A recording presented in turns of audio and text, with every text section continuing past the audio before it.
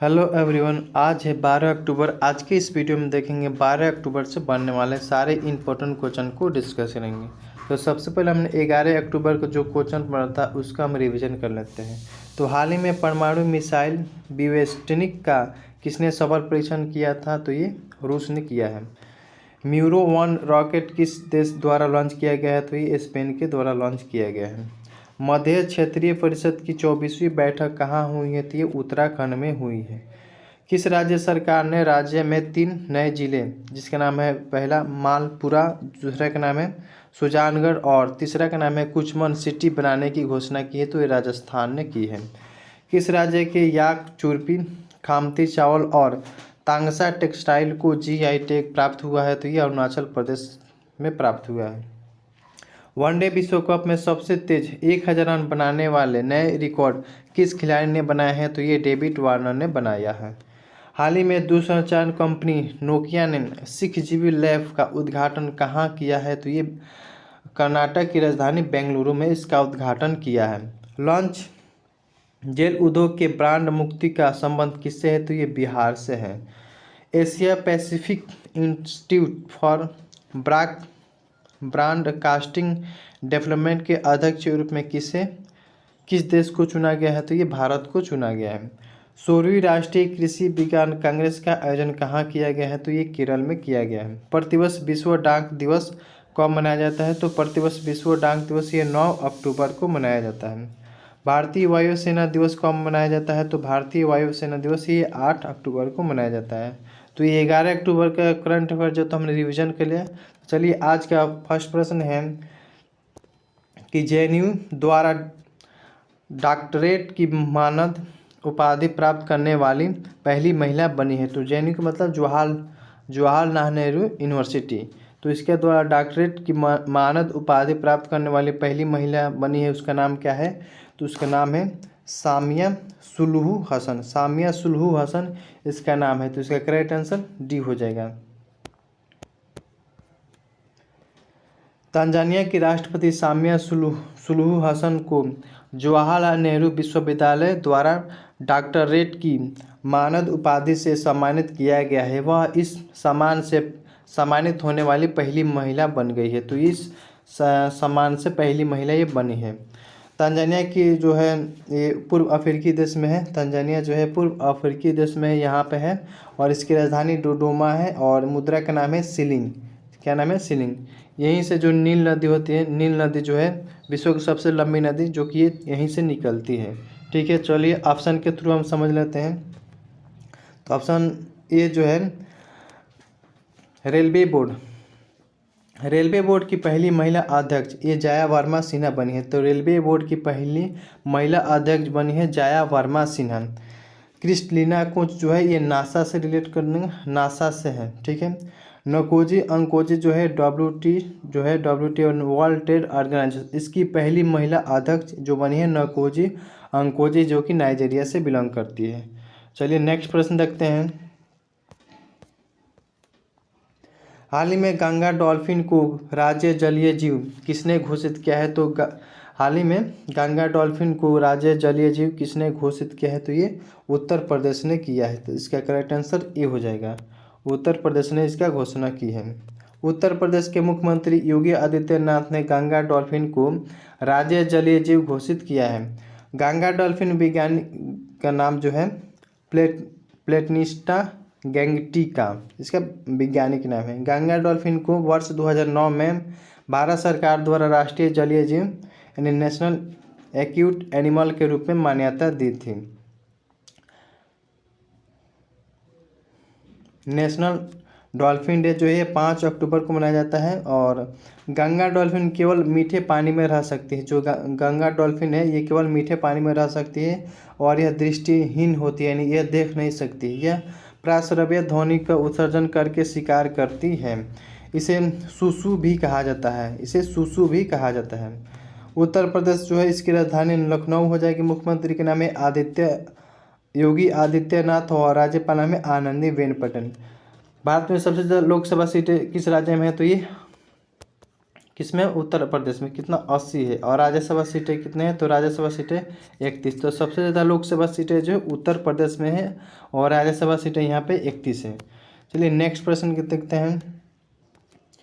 Bharat heavy electrical limited यानी भेल के निदेशक के रूप में किसे नियुक्त किया गया है, तो भेल के रूप में किसे नियुक्त किया गया है, तो ये वनी वर्मा को नियुक्त किया गया है। इसका करेक्ट आंसर बी हो जाएगा। इसका नाम भारत हैवी इलेक्ट्रिकल लिमिटेड।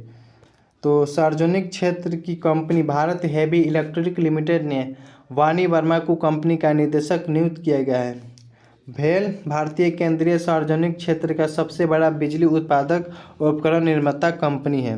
इसकी स्थापना कब हुई, तो मुख्यालय स्थापना इसकी 13 नवंबर 1946 को और इसका मुख्यालय जो है नई दिल्ली में है।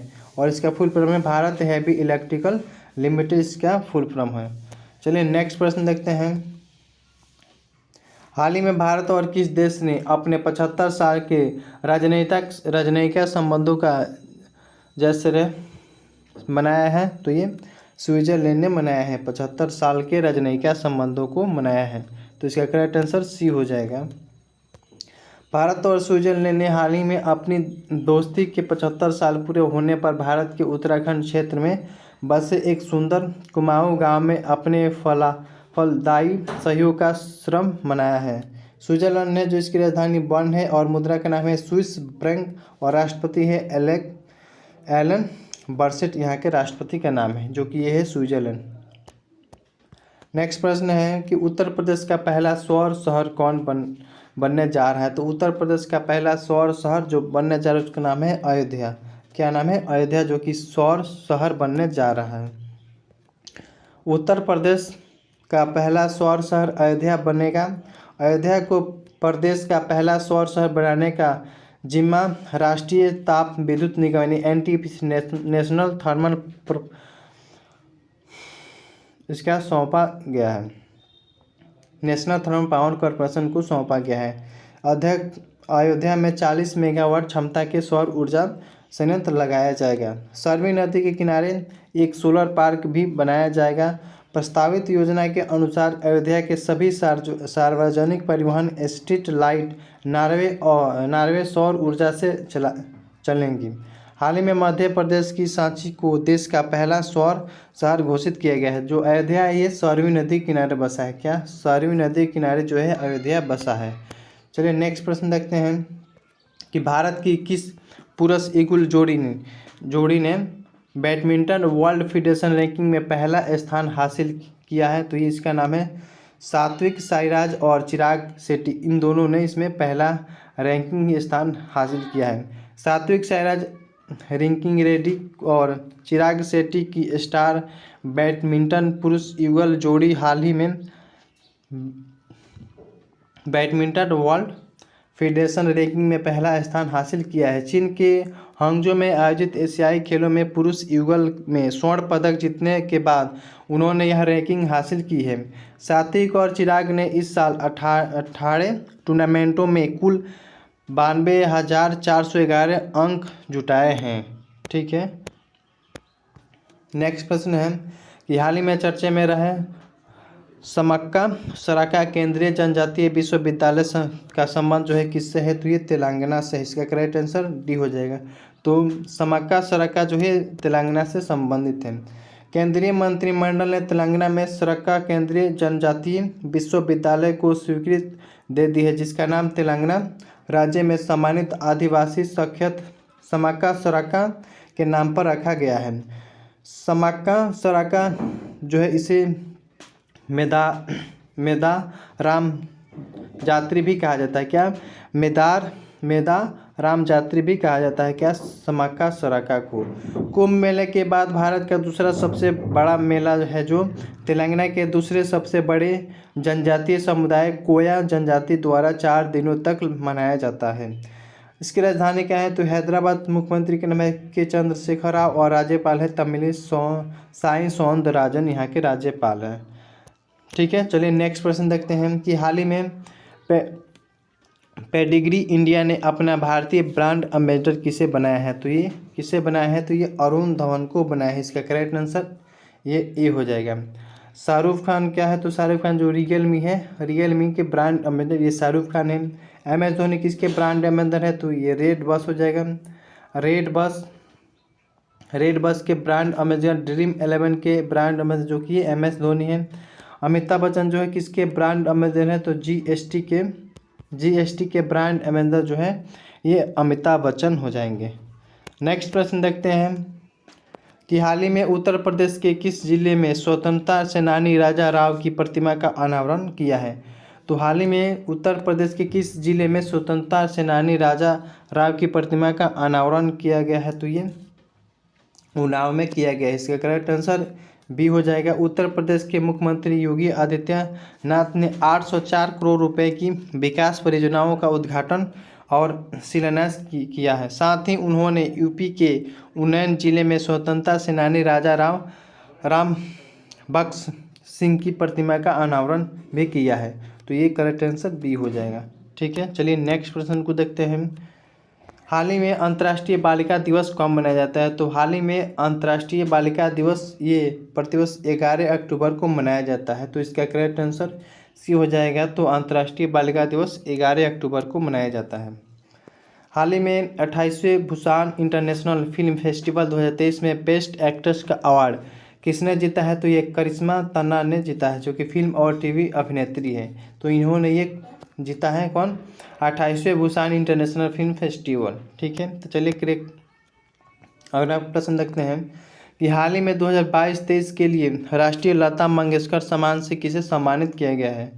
तो राष्ट्रीय लता मंगेशकर सम्मान किसे सम्मानित किया गया है, तो ये उत्तम सिंह को सम्मानित किया गया है, जो कि एक संगीत निर्देशक के रूप में है। कौन, संगीत निर्देशक है। ठीक है, तो इसका करेक्ट आंसर ये उत्तम सिंह हो जाएंगे।